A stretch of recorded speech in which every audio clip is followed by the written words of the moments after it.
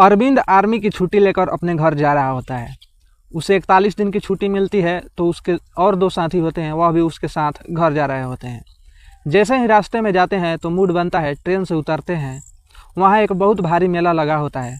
सोचते हैं कि चलो मेला घूमने चलते हैं।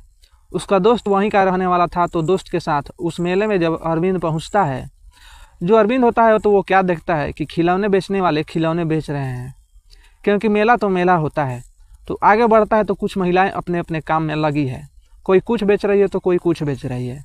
एक महिला जो होती है जिसके हाथ में बच्चों के खिलौने लगे होते हैं और वह खिलौना बेच रही है। भाई साहब 10 रुपये का खिलौना, 10 रुपये का खिलौना बोलती हुई खिलौना बेचती है। कुछ उसकी पोटली में होते हैं। जैसे ही अरविंद आगे बढ़ता है तो उस महिला पर नज़र पड़ती है, तो अरविंद खड़ा का खड़ा रह जाता है। और उस महिला की जब उस पर नज़र पड़ती है, जिसका नाम अर्चना होता है, वह अपनी गर्दन नीचे झुका लेती है।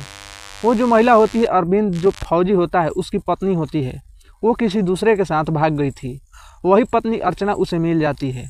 नमस्कार, प्रणाम, मैं हूँ रवि कुमार। यह सच्ची कहानी उत्तराखंड की है जो मैं आपको बताने जा रहा हूँ, क्योंकि कहते हैं कि आदमी कितना भी पैसा पैदा करे, अगर स्त्री का पैर फिसल जाए तो वह कोई संभाल नहीं पाता। क्योंकि कपड़े में अगर धब्बा लग जाए तो वह साबुन से ही छूटता है, ना कि कैसे भी छूट सकता है। अगर कुल में दाग लग जाता है तो उसे कोई छुड़ा नहीं पाता है। ऐसे ही जो अरविंद होता है एक नेक घर का लड़का होता है और मेहनत मजदूरी करता है। करने के बाद यह लड़का आर्मी में लग जाता है। दोस्तों, आर्मी में लगने के बाद और उसकी पत्नी जो अर्चना होती है, इसका विवाह होता है। एक ठीक ठाक घर से दहेज भी मिलता है, लेकिन जो लड़की होती है पहले से ही कुछ इसका चरित्र भी गिरा हुआ था। अरविंद होता है, यह घर रहता है। रहने के बाद 2 महीने की छुट्टी आता है शादी पर, फिर ये अपना चला जाता है। लेकिन अर्चना जो होती है, इसका एक प्रेमी होता है राघवेंद्र। इसे चोरी छिपे यह बात किया करती थी। उसे जब बात करती थी तो सास ससुर जो होते हैं अरविंद को बताते हैं, लेकिन फौजी लोग इस चीज़ पर ज़्यादा ध्यान नहीं देते हैं। अरविंद कहता है कि ठीक है, देख लेंगे, समझा देंगे, क्योंकि ये लोग किसी को परेशान नहीं करते हैं। दोस्तों, यह सच्ची कहानी है, आप इसे फेंक ना समझे। जब अरविंद घर पर आता है तो उसकी पत्नी अरविंद को इतना कान भर देती है कि तुम्हारे माता पिता हमें बहुत परेशान करते हैं, हमसे यह काम कराते हैं, वो काम कराते हैं, बहुत दुख करते हैं। लेकिन दोस्तों, उसके माता पिता उसको कोई परेशान नहीं करते थे, उसको कोई काम भी नहीं करते थे। वो कहती है उससे कि हम यहाँ रहना पसंद नहीं करते हैं, आप शहर में चलो, शहर में रहेंगे। फिर वहाँ से चलता है पत्नी के अनुसार और आकर मकान तो नहीं बनवा पाता है, लेकिन फ्लैट ले लेता है, एक किराए का मकान लेकर, और वहाँ रहने लगता है। जो छुट्टी पर आता है उसके बाद दोस्तों उसकी छुट्टी पूरी होती है और वह अपनी पत्नी को छोड़ करके अपने ड्यूटी पर चला जाता है। जब ड्यूटी पर अरविंद चला जाता है तब तक तो कोई बात नहीं होती। उसके घर में जो पंखा होता है अचानक ख़राब हो जाता है।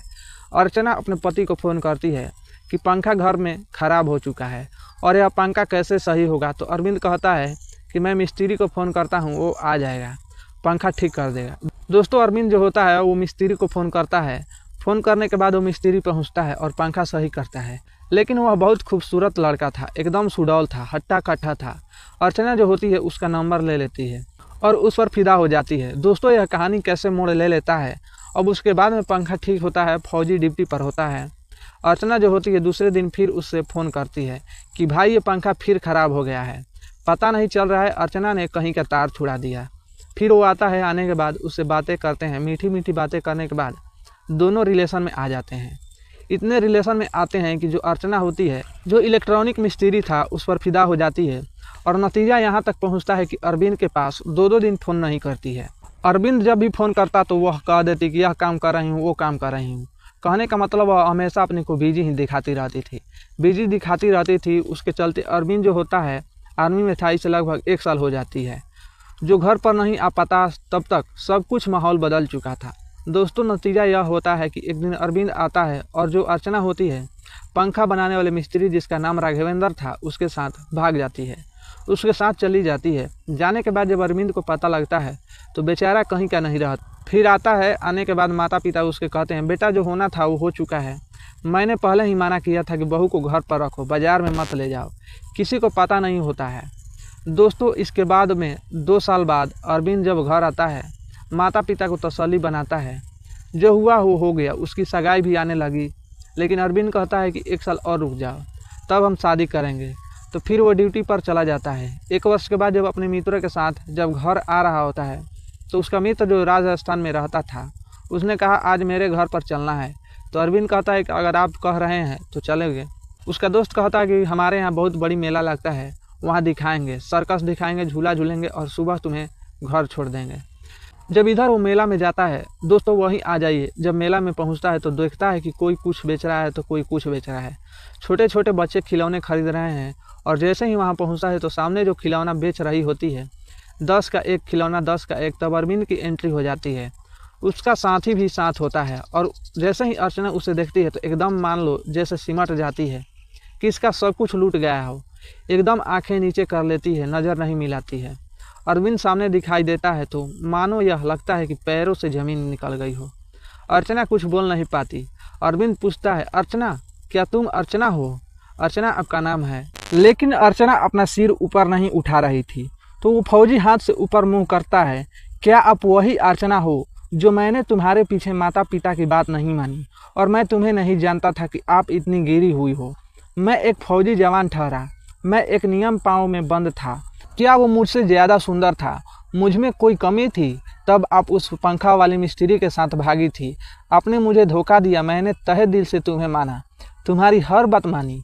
आज आपका क्या हाल है? आप तो बड़ी भली चंगी रह रही होगी। आपकी परेशानी नहीं है, क्योंकि मैं एक भाला फौजी ठहरा, मैं एक सरकार का नौकर ठहरा। आप तो एक बहुत बड़े पैसे वाली घर की हो। तुमने दोनों कुल में धब्बा लगा दिया, मेरी भी नाक कटवाई, अपने माता पिता की भी नाक कटवाई। अर्चना जब सुनती है तो उसका मित्र भी होता है, वह समझ जाता है कि इसकी पत्नी जो चली गई थी वही है। वो कहता है कि भाई कोई बात नहीं है, अगर सुबह से भटक जाता है, शाम को मिल जाता है तो भटका हुआ नहीं माना जाता है। तो वह लेकर के आते हैं जहाँ पर कुल्फ़ी बनाई जाती है, लोग बेचते हैं, वहाँ आकर बैठते हैं और अरविंद कहता है कि कुल्फ़ी लाओ। कुल्फ़ी उसे भी देते हैं, लेकिन वह रोने लगती है, बार बार गिड़गिड़ाने लगती है। कहती है कि हमसे बहुत बड़ी भूल हो गई, क्योंकि मैं भी जवानी में थी, मुझे पता नहीं था, मेरा पैर फिसल गया, मैं उसके चंगुल में फंस गई। मैंने जो भी गलत किया मैं उसके लिए अपने कान पकड़ रही हूँ, पश्चाताप कर रही हूँ, मुझे माफ़ कर दो। जो मैंने किया उसका फल मुझे आज भोगना पड़ रहा है। तो अरविंद पूछता है कि यह बताओ, जो तुम्हें लेकर गया वह कहाँ है? तो वो बोली, उसने भी मुझे एक जगह छोड़ दिया और वहाँ से चला गया। अब मेरा कोई धंधा नहीं है, केवल यही खिलौना बेचती हूँ, अपनी भरपाई करती हूँ। ना मैके जा सकती, ना मैं आपके पास जा सकती हूँ। अब मुझसे गलती हुई है, मुझे अपना लीजिए। तो अरविंद जो होता है वो कहता है कि ऐसे कैसे हम अपना लें, घर वाले मुझे भी गालियाँ देंगे। लेकिन अर्चना जो होती है पैर पकड़ लेती है, कहती है कि मुझे माफ़ कर दो, अब कभी नहीं होगा।